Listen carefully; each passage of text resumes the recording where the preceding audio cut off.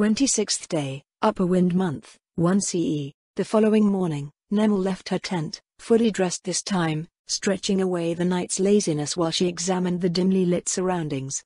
As with the previous morning, the men at the fire turned to greet her. "Mornin', Mistress Nemel." "Good morning," she smiled. "How were things overnight?" "Quiet," Joel Baumer said. "Not a goblin to be seen. Getting a bit warmer, too." Nemel sat down on one of the 3 logs arranged in an open-ended rectangle around the campfire. She leaned forward to look into the simmering pot of soup. Someone handed her a cup of steaming tea. "We're going through the food we brought with us first like you asked, Mistress Nemel." "We brought about 2 months' worth, didn't we?" "Sounds about right." "I'm feeling just a bit silly about that now," Nemel said. Most everything was cheap in Ingelfort, so she was compelled to stock up as much as she thought was reasonable. A good part of those supplies was food, which came in the form of sacks and sacks of lentils. It made sense at the time. She didn't know precisely what they were getting into or how regularly they would be able to supply, or whether they could make enough to afford supplies, should supplies be available. Transportation and storage costs drove up the price of goods, after all. Lentils were good for imperial knights and laborers alike, so Nemel figured that she couldn't go wrong with that. Now, they would be eating lentil soup for months. "To be fair, Mistress Nemel," Joel Baumer said, "we had lentil soup every day back in the Empire, too. Having a full belly of decent food is nothing to complain about." Nemel received a bowl of soup with bits of sausage in it. She stirred it idly as she took inventory of the camp. As promised, the 4 small storehouses had been completed, their timber frames fitted with wattle and daub panels. The workshop, which consisted of an open work area with a yard cleared out next to it, was about halfway done. A wide path was being cleared to the river where they would be building the pier. "Say," Nemel said, "what if we got the Death Warrior Captain to help chop down trees? It's got a big sword, doesn't it?" She stole glances at the men around her, trying to gauge their reactions. I think we'll be fine, Mistress Nemel," one of the woodcutters said. "Besides, swords aren't meant for cutting trees." "So much for that." "Then what about goblins?" she asked. Goblins? Yeah," Nemel nodded. "As in the ones across the river. You saw some goblins back in the border town, right? They didn't look so bad. Compared to undead, goblins probably felt less crazy to them." "Probably." Dame Verilyn suggested that she try goblins anyway. "Aren't goblins pretty dumb?" "They can do things," Nemel said. "I saw what they had yesterday. They wove panels out of branches sort of like we do. Plus they had clothing made out of cured hides. That means they can do some of the work we're doing here. Now that we have a good idea of what the land has, I want more labor to get things rolling faster. We won't be able to bring in another batch of people from the Empire until the end of spring." The men around the fire exchanged wordless looks. On second thought, goblins didn't have a much better reputation than that of the undead. "If you want to try, Mistress Nemel, then I guess we'll see how it goes." "Really?" Nemel blinked. I mean, good. I'll go and talk to them right." "No, wait." Nemel finished her breakfast and went back to her tent. She put on her flight goggles and fished up the manuals from the Sorceress Kingdom's administration and returned to the fire with them. The men stared as she flipped through the pages, reading them through her goggles. "Are you all right, Mistress Nemel?" "It can't be helped." Nemel blushed. "It's too dark to read in the morning here. These goggles have a dark vision enchantment." She probably looked like a mad woman with the things on. Before she tried anything, she needed to know what she could and couldn't do. Fortunately, the laws that dealt with provincial governance were derived from the laws of Riestais. The Empire, too, derived its laws from the same legislative foundation. She just needed to figure out what the differences were between them. Going around assuming that she could act as if she were in the Empire was bound to get her in trouble. Broadly speaking, the currents of migration were determined by the people themselves. Simply put, people went where they thought they could earn a living. Those who worked in primary industries such as farming and forestry signed contracts of tenancy with landlords. Tradesmen and merchants purchased licenses to operate and leased lots for their businesses. Spares, those who did not hold contracts of tenancy or couldn't find work in the local workshops, went to places where their skills were in demand. If all else failed, they could put themselves up for menial labor in the towns and cities.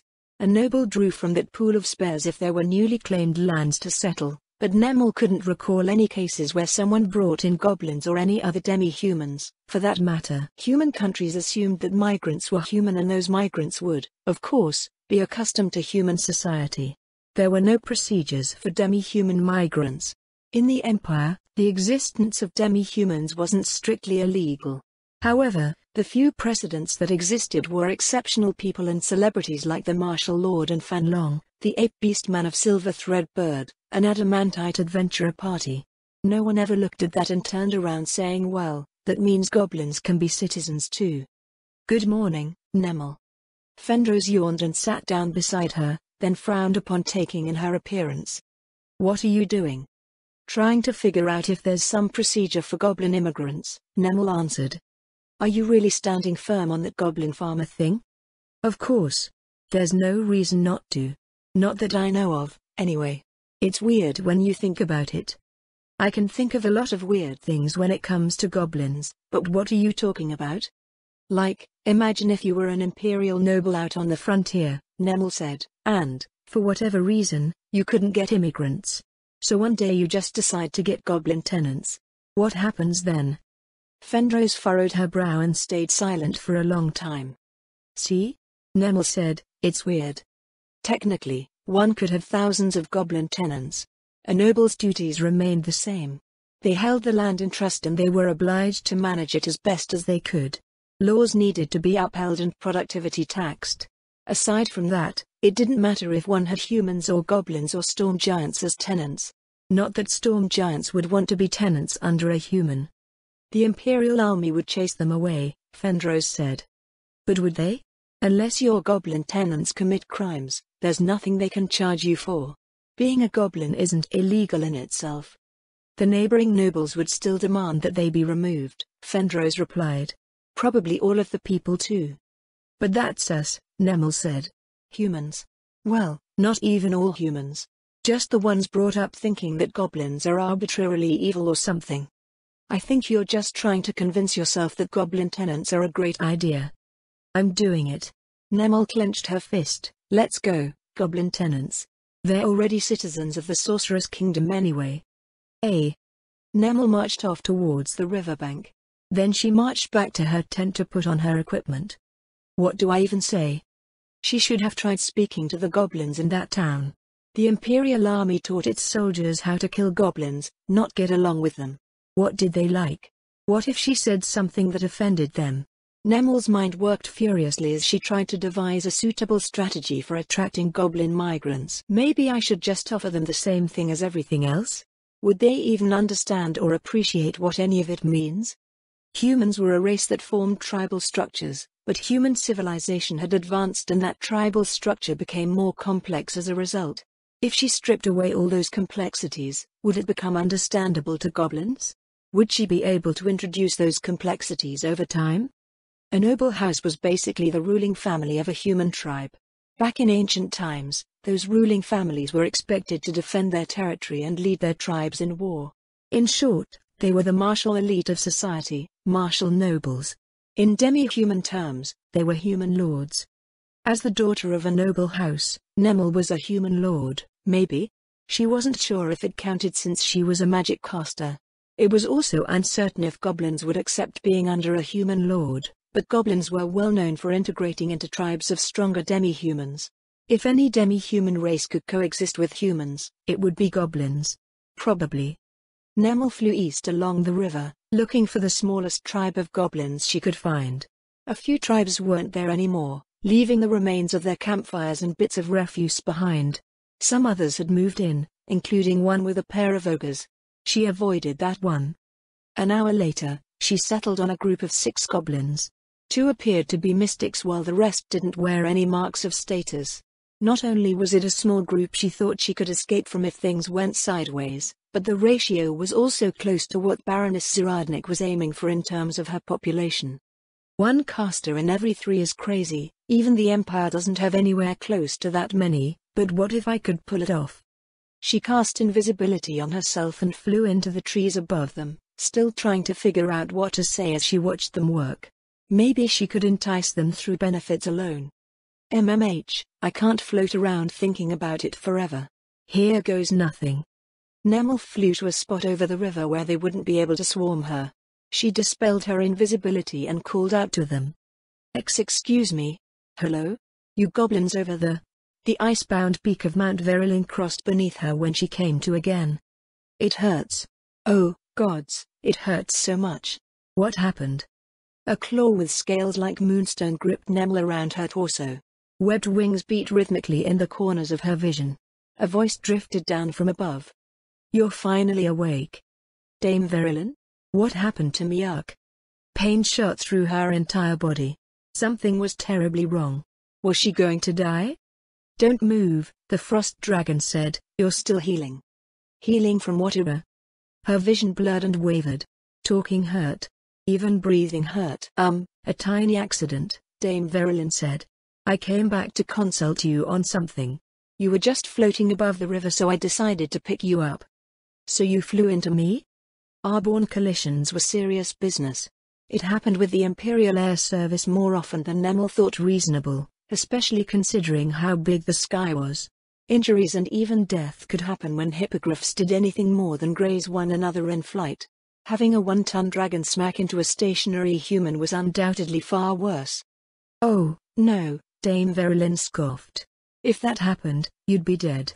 I slowed down to pick you up very gently, but you still snapped in several places. Snapped? As in broken. Your neck. The right side of your ribcage and your back in 2 places. Your hips detached from your spine, but I caught. Nemel's stomach heaved. She would have screamed from the hellish agony had she not been preoccupied with raining her breakfast onto the pristine fields of snow far below. Are you all right? No, Nemel croaked. Dame Verilyn silently glided over the mountains, slowly descending over the carefully cultivated vineyards of Corlin County on the other side. Corlin Harbor crossed to the north of them, the white limestone walls of Castle Corlin gleaming in the noonday sun. When the pain all over her body receded by a few orders of magnitude, Nemel tried talking again. Her voice still came out dulled with pain. Where are we going? The town near the Imperial border, Dame Verilyn answered. What was it you wanted to consult with me about? Fees. Frowning was about the only thing that didn't hurt. Fees? Yes, fees. The Imperial Army delivered some things from the blister, but they didn't pay for all of the fees associated with storage. But they're your things, right? Nemel frowned. You're lucky that they didn't bill you for transportation. They do that? To me? It's not that they're doing it to you specifically, it's just how things work, isn't it? Shipping, handling and storage require resources. Wasn't finding out about all those things part of your work in the Empire? It was, but those are human things. Those taxes that you want to collect are a human thing too. Yes, but it's a human thing that works to my benefit. Why would I want to do human things that don't? So you nearly killed me because, what? So I could go and get your storage fees waived somehow? I wouldn't kill any of my minions like that. It'd be a waste. I'd at least allow you the dignity of being eaten. Ahead of them, the town grew larger. They crossed over one of the 2 tower keeps beyond the town's outskirts before Dame Verilyn angled herself towards the warehouse district lining the highway. You're paying, Nemel said. What? That's arbitrary. You don't even know how much I have to pay yet. Nemel rolled her eyes. The pain had mostly ebbed away. I doubt it's anything unreasonable. You won't be able to get your stuff if you don't pay your fees. That's why it's probably unreasonable. They have my stuff, now they'll squeeze me for everything I have. They wouldn't do that. Why not? I would. Citizens scattered out of the way and stared from the sides as Dame Verilyn alighted on the street in front of the district office, gently setting Nemel down onto the pavement. Nemel patted her hands all over her body, worried that something might fall off if she moved from where she stood. She was still somewhere beyond sore, but at least pain didn't constantly threaten to overwhelm her thoughts anymore. Promise me that you'll let me take care of this for you, Nemel said. That's why I picked you up, Dame Verilyn said. Nemel winced at the picked up. It's going to be fair, she told Dame Verilyn. Fair doesn't mean you don't pay anything. The frost dragon's head swiveled away. Dame Verilyn. Fine. Just please get this behind us so I can stop agonizing over it. What was there to agonize about? They were just paying storage fees. Nemel walked into the office. The man at the desk looked up as she crossed the threshold of the door. "What can I do for you, officer?" he said. "Another convoy?" She glanced down at her equipment. "I'm not on duty as an Imperial officer at the moment. I've come to settle some fees for Dame Verilyn." The clerk pulled a clipboard from under the desk and presented it face forward on the counter. "Was wondering where that elf woman went," he said. "Thank you very much," Nemel said. "I'm sorry about, wait, why are the fees so high?" "See what I mean?" Dame Verilyn's voice came from outside. "Details are right on there," the clerk said. "Storage, security, handling. You can check with the rates posted behind you." "May I examine the warehouse?" In response, the man hit a bell on the counter. A younger clerk came out from the back. "Show the Mr. Warehouse 68, the clerk at the desk said. The younger clerk nodded. He let out a frightened shout upon finding a frost dragon right outside the door. "Is this your mount, Miss Verilyn?" He motioned to Dame Verilyn. "Rude," Dame Verilyn snarled. Nemel chased after the man as he scurried away down the street. They stopped at a warehouse several hundred meters away. The exterior of the structure was well lit and a Death Knight stood at each corner. "We're paying for Death Knight security?" Nemel asked. "Yes, that's right," the young man answered. "Deliveries from the Empire started arriving last month, so you're paying for that entire period." The clerk unlocked a service door and led them inside. He lit a magic torch and held it over his head. "Feel free to take a look around, miss." She went over to a row of iron-bound chests, stopping at the first. The clerk produced a key ring, holding it up in front of his face before picking out one of the keys. Nemel gasped at the glittering content within. It was filled to the brim with platinum coins. "Are these all like this?" Nemel asked. "We delivered the manifest to your agent, miss. Everything should be on there." No wonder they were using Death Knight security. She glanced at the frost dragon that had padded into the warehouse unnoticed before smiling at the clerk. "Could you give us a moment, please?" "Sure thing." After the man went outside, Nemel went up to Dame Verilyn, who was sniffing at the rows of chests. "Those fees are fine." "How are they fine?" the frost dragon replied. "There's so much treasure here. Where is it from, anyway?" "As I said, the blister. For my part in the Imperial Army's operation, they agreed to hand me 1/20th of the spoils discovered. 5% of 150 years of tribute from the most prosperous region of the Empire. Plus whatever the Viridian Dragon Lord collected aside from that and the wealth of the demi-human tribes dwelling in the jungle." The amount of wealth she had gained so quickly would make anyone wonder what point there was in honest work. "Why are you even fussing over the fees, if that's the case?" "It's a matter of principle. That security was unnecessary." "But the Empire was thinking of protecting your treasure when they leased the warehouse," Nemel said. "It's not as if they were trying to get something back through the security fees. It's not even their security. Stop scratching the floor. You have to pay for any damages, you know." The frost dragon's claws ceased rending the stone. If dragons could pout, Dame Verilyn was doing it. Nemel called the clerk back in. "We'll settle the fees now," Nemel said. "Plus there's some damage to the warehouse. From this point onward, could the shipments from the Empire be redirected to Warden's Vale?" "Sure thing, miss. The Empire just drops it off here, so we'll have to transfer the cargo to our transports and send them over that way." "What does that entail?" They come in with 5 wagons once a week. We can load all that into one cargo container and send it over." "Is that cheaper than conventional transport?" "Much cheaper, miss," the man nodded. "I doubt anyone that uses containers would ever want to go back to the old way we did things. It's basically 1 wagon and 1 soul eater instead of 5. Plus the rental for the container and the usual labor for loading and unloading. You'll have to arrange for storage and transport on your end." "We'll go with that, then," Nemel said. "Is there anything else we need to do?" "Nope.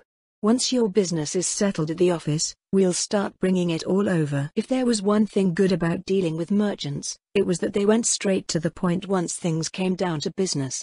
If Nemel were dealing with another noble, She'd be stuck for hours as they offered hospitality suitable for the station of their guest, showed her around the place and pointed out all of the things that they thought would raise the prestige of their house. After paying for everything, they flew back to Dame Verulin's territory. Nemel, of course, went by way of the claw. "Can't you just let me ride on your back?" Nemel asked. "I feel like a mouse in an eagle's claws." "When it comes to predator-prey relationships," Dame Verulin answered, "you're pretty much that." "But I'm not your prey," Nemel frowned. "And what was that about eating me just now?" "I said it would be a waste."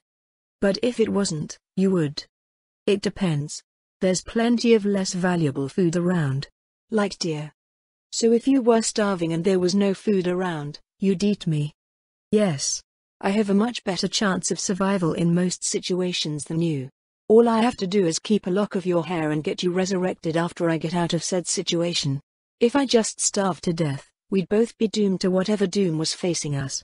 Not that I can think of anything that might result in that." Was she being practical? Practically evil? She'd probably describe what Nemel tasted like after her resurrection, too. Nemel dangled in silence as they crossed back over Mount Veruline. Despite her undignified position, she did enjoy the view of the icebound peak. "Oh, there's a lake on top of this mountain. You can't see it from below." "I can't think of any mountain lake that one can see from below," Dame Verulin said. "That's where I live, though. I don't see a house or anything." "Don't be silly," the frost dragon scoffed. "I have a good and proper lair." She looked around the lake, but she couldn't see anything that suggested there was any sort of cave. "I can't see it." "That's the point," Dame Verulin said. "I'm away all the time, so my lair has to be unknown and inaccessible." Don't let anyone know." "Who else knows?" "Lady Zaradnik. Lord Mayor. My brother." Dame Verulin returned Nemel to the base camp. The clearing was already more than wide enough to accommodate the frost dragon's 10-meter wingspan, though they were in no way prepared for one to actually land there. She landed awkwardly right above the campfire, jumping up with a draconic squeak as the flames licked the scales of her belly. Fendros, Elise and Ida lined up in front of Dame Verulin as the men gawked from the edges of the camp. "Welcome, Dame Verulin," they said. "Is there a name for this place, yet?" Dame Verulin asked. Granville, maybe?" Elise suggested. "No," Nemel said, "that's so embarrassing." "But that's how places are named, isn't it?" Fendros said. "It is," Nemel said, "but it's still embarrassing. Hearing it makes me all itchy inside. Let's try something else. Something that will be suitable for the future." "Well, you wanted to build the port for the territory," Ida said, "so Grandport." "Stop it." "Nemel's Landing." "Arg." "Nemel's Nest." "Humans don't have nests, Dame Verulin," Nemel sighed. "Let's leave the name for later." Maybe that's why the border town didn't have a name. Figuring out a good one was hard. "Did you have any luck with the goblins?" Fendros asked. Nemel froze. She had completely forgotten about them. Probably because some horrible trauma wiped out any thought of it. "I had to go help Dame Verulin with something," Nemel said. "I'll go and do that before it starts getting dark." She walked over to the river. Dame Verulin followed her. "You're coming with me?" Nemel asked. "I'm curious about how it will turn out," the frost dragon answered. "What were you planning on doing, anyway?" Nemel related her reasoning on tribal dynamics and how they related to human social structures and culture. Dame Verulin nodded thoughtfully at her words. "Well, I'm pleasantly surprised that you're not just trying to turn them into little green humans, but... You'll see."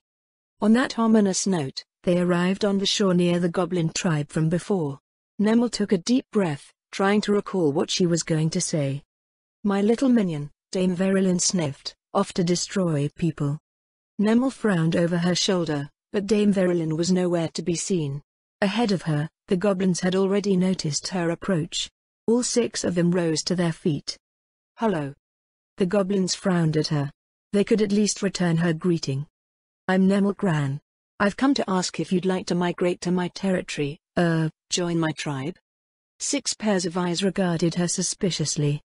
"Big Chief land." One of the mystics thumped the butt of its staff in the dirt. "You not Big Chief." Right. I'm not saying that this is my land. I just moved in recently." Across the river, Nemel pointed northward. One of the mystics snorted. Dragon land, she said. Not human land. It is dragon land, Nemel replied. The thing is that the dragon is my chief. I work for her, at any rate. There are only a few of us living there right now and we're looking for more people to build a new home together with. We have a lot of land and food and we can teach you all sorts of useful things. You can even live with us if you want. Dragon, chief? The male mystic wrinkled his flat nose. Yes, that's right. Lady Saradnik, the big chief, is the chief of the dragon. Dame Verilyn, the dragon, is my chief. The 6 goblins looked more and more confused as she spoke. Nemel sighed. Look, she said, do you want to join my tribe or not? Your tribe. One of the goblins frowned. Your tribe? Right. I'm the chief of my tribe. A long moment passed in silence between them. Human lord. The female mystic said. Human lord. The male mystic joined in. Fight. Fight. Fight. Eh? The goblins started dancing around, pumping their little fists in the air. One, who wasn't dancing around, grabbed a crude spear. Fly. Nemel cast the spell as a reaction drilled into her rather than a calculated move, jumping backwards into the air. The goblin ran forward, cocking its spear beside its head. Protection from arrows. The spear sailed through the air straight towards her. It stopped 10 centimeters away. The spent projectile dropped to the ground. Her goblin adversary stared at the spear for a moment before running back to the campfire. It started stringing a bow. What should I do? I don't want to hurt him. This was definitely bullying. Even if she wasn't Fluda Paradine, Nemel was still a war wizard trained by the Imperial Army. She pointed a finger at the goblin, who was knocking a stone-headed arrow to its bow. Sleep. The goblin fell over. Nemel floated back down to the camp. Silence fell as she tentatively went over to inspect her snoring opponent. Do I win? She asked. Win. Win. Win. Chief Gran. Chief Gran. Nemel did her best to keep from cringing as the goblins danced around her. We're back. Nemel shuffled back into her base camp. Its occupants looked up from their work. Fendros, Elise and Ida rose from their seats at the campfire. Are you all right? Fendro's head went from side to side as she checked over Nemel. How did it go? She won. Dame Verilyn appeared, sitting atop the tree trunks lying in the camp's new yard. Since the frost dragon was usually in human or elf form, Nemel was mostly unfamiliar with her liege's natural expressions. Her voice seemed pointlessly proud, though. What do you mean by she won? Elise furrowed her brow. She battled the leader of the goblin tribe for dominance, Dame Verilyn answered. It was a flawless victory. The first of many conquests, I'm sure. Odd reactions rose around the camp. Nemel wanted to crawl into her tent and never come out again. I didn't go to conquer them, she said. I just went and asked if they wanted to move in and they decided it was a challenge. And then you won, Dame Verilyn said. Of course I won. Nemel replied. Of course, the frost dragon nodded. Nemel glowered at her liege. That posture of hers must have been pride or something. Her minion was subjugating more minions for her miniondom. I didn't mean it like that, Nemel said. It was a pointless fight. They were just goblins living in the woods. Of course they're not going to win against an imperial war wizard. Dame Verilyn brought down her upturned head. She settled her wings over her back and draped her tail over the logs, regarding Nemel with a brilliant turquoise eye. It wasn't pointless, the frost dragon said. It was. Nemel frowned. There was no need to fight. They could have just said yes or no and that would be that. A log collapsed in the campfire, sending a swirl of embers into the late afternoon sky. Dame Verilyn let out a frosty sigh. You always speak of being a good, responsible ruler, the frost dragon said. All of your planning these past months is to that effect.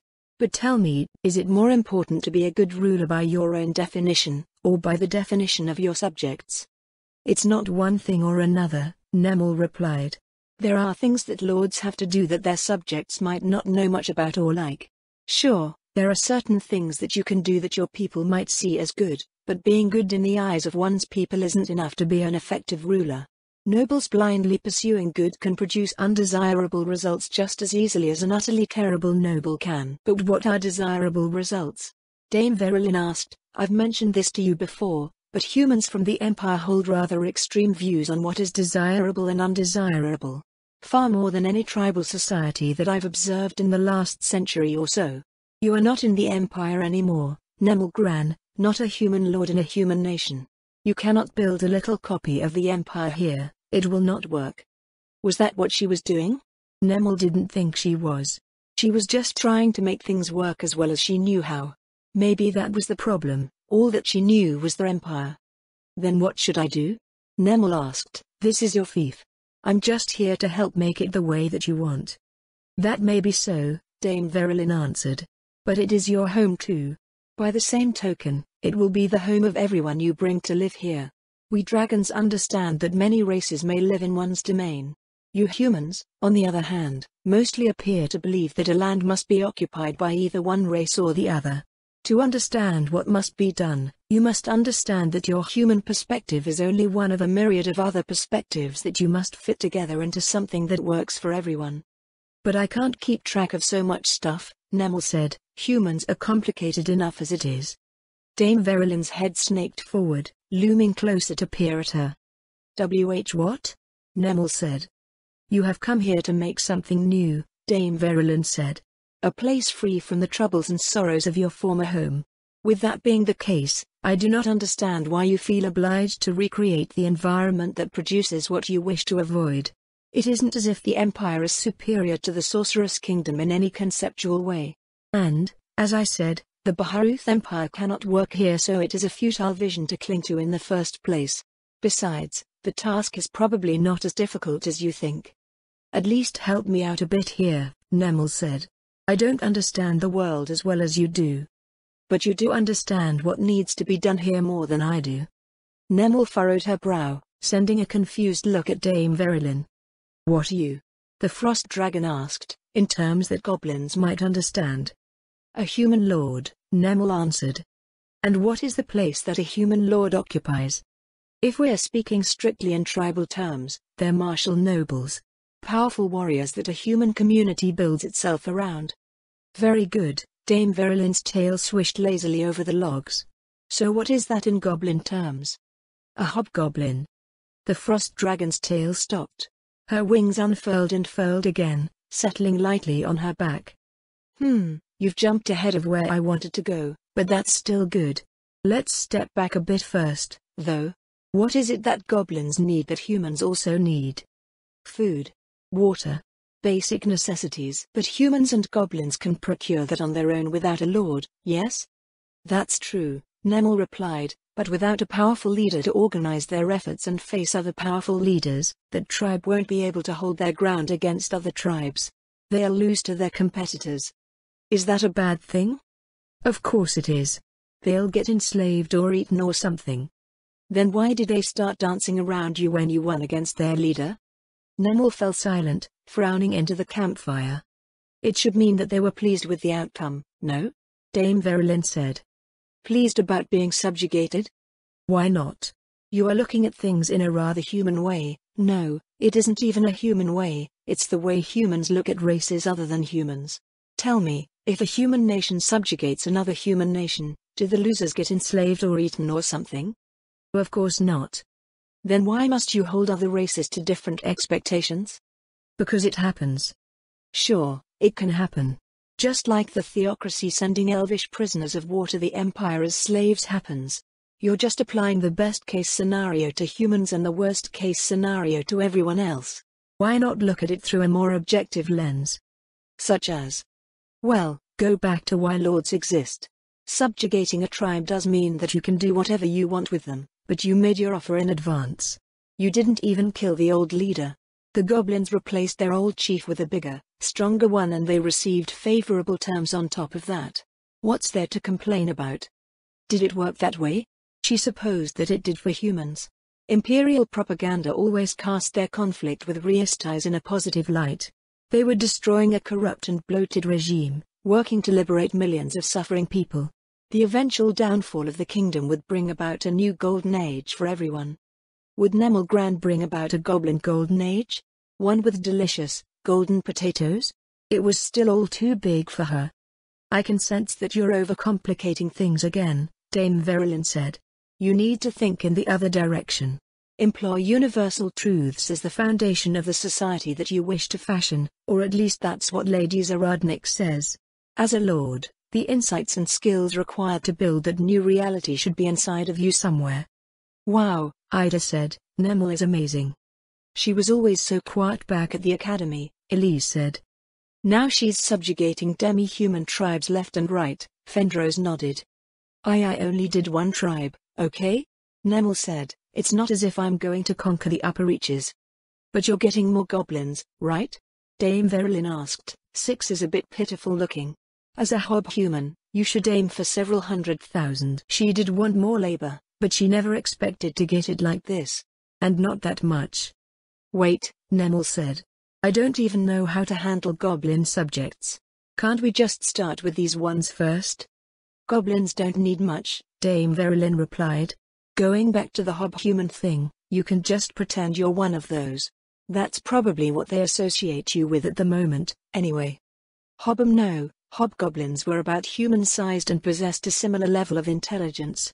They were more orderly and militant than humans, but they were also pretty evil by human standards. Nemel didn't want to be evil. I can try, Nemel conceded, but I don't want to get ahead of myself. She went down to the river, boarding the Nar and ordering the Death Warrior captain to bring the ship to the opposite shore where her newly subjugated goblins awaited. The group shied away from the approaching vessel's skeleton crew. Nemel came ashore, frowning at the goblins cowering in the bushes. What would a hobgoblin do? Probably beat them silly for their lack of discipline. Or maybe fall in. The goblins jumped out of the bushes and lined up smartly in front of her. Seriously? She issued several more drill commands, which they carried out as well. Were goblins just born knowing them? Could they stick goblins in the Imperial Army and they'd outperform raw recruits? Nemel marched her goblins to the riverbank and ordered them to clean up. After that, she had them board the boat. Once they reached the other side, she marched them into the camp. Everyone stared at the orderly rank of goblins. Nemel felt a little bit proud of them. There were 6 goblins before, Dame Verilyn noted. Huh? She counted the row of goblin heads. Somehow, she had gotten an extra one. She couldn't tell which goblin it was. Well, one more probably wouldn't hurt. Nemel went over to her tent and grabbed a clipboard. She walked over to the goblins, starting from the right side. The first goblin was one of the mystics. She was garbed in the same soft leather outfits as the other goblin. Stains from bruised vegetation covered her tunic. Feathers, beads and smooth stones were attached to strips of rawhide, hanging out of her mess of black hair. She looked like a village girl trying to decorate herself. A green one. Nemel wrinkled her nose at the odor that wafted from her. Even if I ordered them to clean up, I guess they only do it in the way that they know how. She took some notes on the goblin's appearance before pointing a finger at her. Clean. A swirl of magical motes washed over the goblin, removing every stain on her person. The stains on her garb vanished as well, though not the accumulated damage from being so poorly maintained. What's your name? Nemel asked. Phi. It was an unexpectedly cute name for a goblin. You're a mystic, right? Phi nodded. What kind of mystic are you? Phi tilted her head, brow furrowed. Assuming goblins had similar expressions to humans, she didn't know what Nemel meant. Can you cast healing magic? Nemel asked. Phi nodded. So that makes her a divine caster, a druid? Priest? No, alchemists can cast healing spells as well. And then there were the other categories of magic that weren't commonly practiced amongst humans of the region. To complicate things even further, schools of magic were shared between all categories of magic. It was possible for some spells that were usually seen as belonging to one category of magic to be developed for another. Alchemists, who are arcane casters, learning rudimentary healing spells that were usually associated with divine magic to imbue their potions with, was an example of this. She couldn't be careless about identification, so she gestured to her right. Stand over by the fire with the ladies over there, please, Nemel said. We'll go over what you can do after I'm through with the others. Phi went over and plopped herself onto the log beside Idaho. The goblin clearly cared less that she was sitting beside a human than a human cared that she was sitting beside a goblin. Since they all eventually became accustomed to Zushiru and his apprentices, Nemel hoped that they would be able to do the same with the goblins. The next goblin was the one she had challenged for leadership of the tribe. He wasn't a hobgoblin, nor was he particularly strong-looking. His leather tunic was messier than that of the mystic, caked in dirt and dried bloodstains. He held his bow in one hand and had a rawhide quiver at his hip. In his other hand was a flint-headed spear. A knife that was nearly identical to the spearhead was tucked in his crude belt. Nemel took note of his appearance before casting a clean spell on him as well. "What's your name?" Nemel asked. "Nob," the goblin answered. "What is it that you do, Nob?" In response, Nob looked down at his equipment. "Right." Upon closer inspection, it was easy to tell the goblins apart. Not only did they have the tools of their respective trades equipped, but the mess created by their work was all over them. It was like checking someone's palm for calluses or looking for other marks of one's vocation. In a way, it made the goblins honest people that didn't try to hide what they were as many humans might. "So you're a hunter? Or maybe a warrior?" Nob tilted his head. "Same?" If they ate whatever they killed, Nemel supposed that it might be the same. Still, there were distinct differences between fighters, rangers, knights and all of the other warrior vocations out there. Since these goblins lived in a highland forest, there was a high chance that their warriors would be rangers, but one couldn't be sure. Nemel poked her chin with the end of her pen. After a moment, she looked at one of the men nearby. "Mr. Baumer." "Yes, Mistress Nemel? Is there any way for us to figure out if someone's a ranger or not?" "Sure is," the ranger nodded. "I'm guessing you want me to check this guy here?" "Yes, please." Nemel turned back to address Nob. "I'd like you to go with Mr. Baumer here, Nob. Have you worked with humans before?" "What am I saying? "There's no way." Nob nodded. "Really? How in the world did that happen?" "Maybe some of the demi-humans in the upper reaches interacted with the human settlers along the new highway. If that were the case, would she be seen as condescending while she herself was trying to figure things out?" Of the 7 goblins, all of the ones without mystic's attire claimed to be hunters. Nemel assigned a pair of rangers to each to assess their capabilities. "All right, now for the interesting part." Interesting to her, at least. As a mage raised in the Empire, the idea that she was about to see what a different sphere of magical knowledge had to offer was undeniably exciting. New fields in magic theory could very well be within her reach. Even if they weren't sophisticated, a large population of tribal demi-humans potentially had centuries, if not millennia, to develop and refine all sorts of unheard-of spells. Nemel switched to a fresh page as she went over to join the 2 mystics by the fire. They remained seated beside Ida, bare feet dangling a dozen centimeters off of the ground. "Let's see, I suppose we should start with Fi? What do you usually do for your tribe, Fi?" "Mash." "Mash?" The goblin looked around. She stood up on the log and hopped off, going over to snatch some leaves from a pile of wood waste drying out for kindling. Taking the gathered leaves, she bundled them up and started rolling them between her palms. The scent of bruised vegetation filled the air. "A herbalist?" Fendros said from the side. "Maybe," Nemel murmured. "Fi, do you gather plants by yourself?" "Hunter-get." "But can you do it?" Fi stood there for a moment before nodding and wandering off. "Wait," Nemel said, "I wasn't asking you to do it right now, just whether you could or not." The goblin returned to her seat. "So the hunters go out and forage plants, which makes them more likely to be rangers. If Fi can do it too." That crossed off one broad field of divine casters, which were clerics and priests. Divine casters who were rooted in organized religion often doubled as apothecaries and villagers. However, they were broadly city folk who didn't do very well in the wild, so they relied on locals to gather reagents for them. A part of her was relieved that they weren't of a priestly vocation. She wasn't sure what would happen if some weird goblin religion took root in her camp. Nemel reached into one of her belt pouches, producing a minor healing potion. She held it between herself and Fi. The goblin mystic frowned, reaching out to take the potion. She looked at it every which way, eventually figuring out how to unstopper the vial. After sniffing it for several moments, she raised the potion to look inside. The contents spilt into her eyes and all over her face.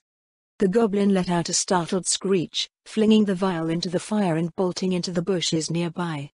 "Not an alchemist, I guess?" Nemel said. "Probably not," Elise agreed.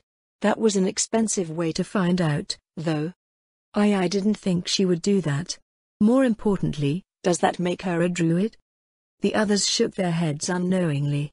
Druids and druidic magic weren't a topic that received much focus in the Imperial Magic Academy. For the most part, the Empire saw druids as a nuisance that impeded development. They had little influence, save for in the Adventurer Guild, where they often protested the posting of commissions that threatened the balance of nature. If the targets of said commissions were a threat to Imperial citizens, however, their protests were generally ignored. Nemel looked over at Dame Verilyn. Is there something like a druid circle here? The closest thing to it would be the institution run by the Lizardman priests, Dame Verilyn replied. They're all practicing druids, but they usually call themselves priests or shamans, as most tribal demi-humans do. Is Fi anything like them? I've hardly seen anything out of her, Dame Verilyn said, but it should be something similar to what most tribal cultures in the region have. Since Fi still hadn't returned, she moved on to question the next mystic, a male named Gog. Gog, Nemel asked, are you the same sort of caster as Fi? Gog shook his head. Then what do you do for the tribe? The goblin reached into his tunic and pulled out a pouch. Nemel found it filled with white crystals. Liz, Nemel said, can you toss me one of the empty pouches over there? Nemel caught the small leather bag and handed it to Gog. The goblin held it up in both hands. Summon spices. Fenrose buried her face in her hands. Goblin work, she moaned. I've been doing goblin work for years. It's all right, Ray, Elise said. Salt is important. Quiet, goblin number 2. Elise slouched powerlessly in her seat with an ashen expression. She was right, though, salt was important. The use of summoned spices also explained how the goblins were getting the reagents to produce leather. What else can you cast? Nemel asked. Gog shook his head. That's it? She thought they would identify what he was through the spells that he had, but now he could be anything. Lifestyle magic was universal. Well, that's fine too, Nemel said. You can join Ray and Liz's production team.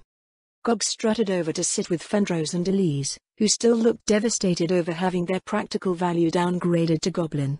Maybe it would encourage them to study harder. Fi returned a while later and Nemel continued her interview. As far as magic went, she could cast create water, summon spices, detect animals or plants, and light cure wounds. In addition to having light cure wounds, detect animals or plants pointed to the goblin mystic being a druid. She would have to see the lizardman in Warden's Vale about what she could do with Fi.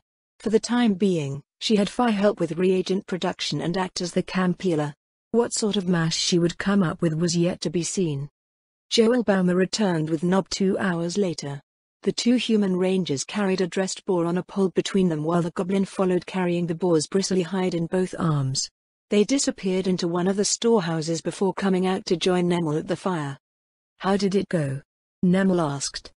Guy seems to be a ranger, Mr. Baumer answered. A pretty basic one, but a ranger nonetheless. What did you do to figure that out? A bit of common sense, no disrespect intended, Mistress Nemel. Rangers do things other people can't, just like wizards, blacksmiths, imperial knights or whatever else. For us rangers, we move through wild terrain faster. Not just copses or fallow fields, but real wilderness. Like this mess you see all around us, the type of terrain that'd take city folk 2 hours to get through a kilometer, if they don't get lost outright. The more experienced a ranger is, the easier it is to get around, but it's pretty clear even with inexperienced ones. On top of that, rangers have wilderness skills. We can track and do things like identify plants and animals, forage and dress the beasties that we hunt. Also, if you're willing to risk it, just get in a scrap. A ranger's a lot tougher than the average villager. I've seen my pa thrash a drunk Imperial knight once or twice.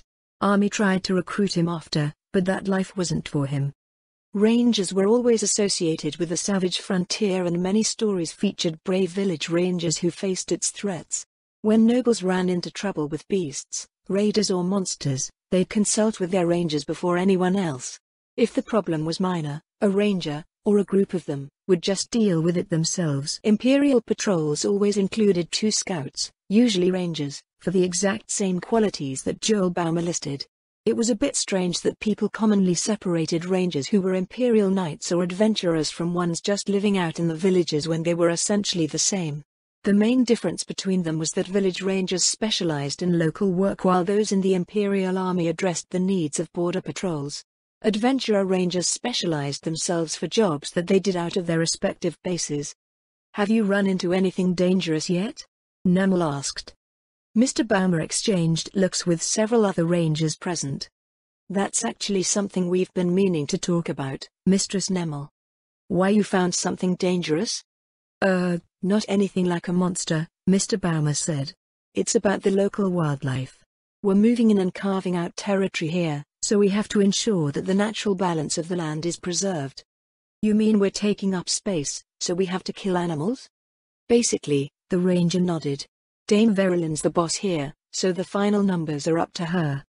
The people around the fire sent looks in Dame Verulin's direction. Nemel cleared her throat. "You said there was room for 10 farming villages, right?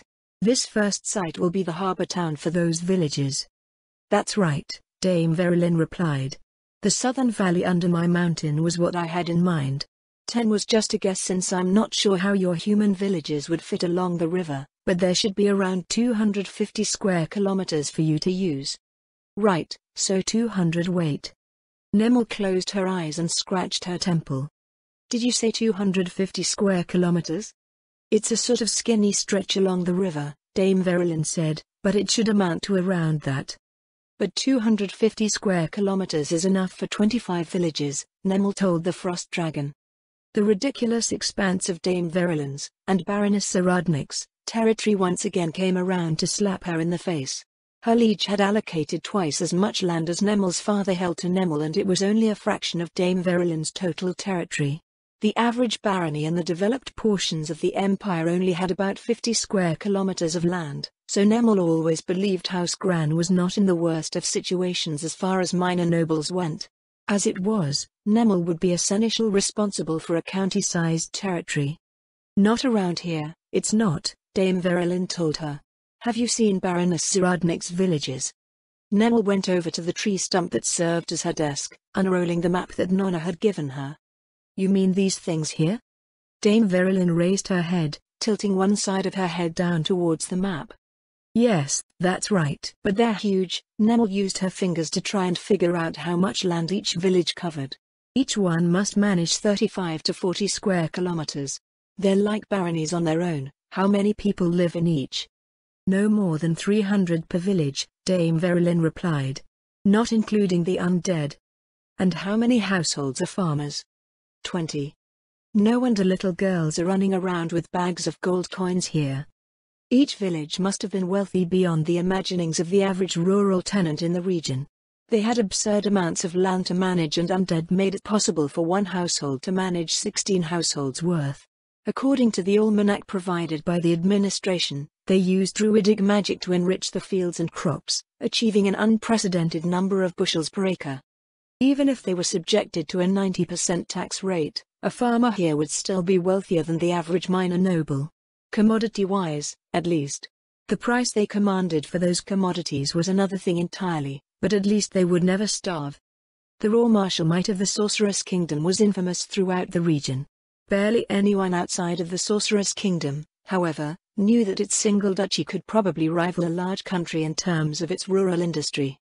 "I'm going to have to rethink our plans," Nemel said. "There's just no precedent for any of this." Nemel felt like she had been repeating that over the past few days, but so many ridiculous things kept coming to light. "Is that going to affect my taxes?" Dame Verulin asked worriedly. "Of course," Nemel answered, "you're going to be making a lot more than I thought." "Oh," Dame Verulin seemed to brighten, "that's good, then." Leaning against her tree stump-turned desk, Nemel frowned down at the map. "So we're using about 10% of your land, but it's the best land, at least for farming. Mr. Baumer, how many predators do we need to displace for 250 square kilometers of forest like this?"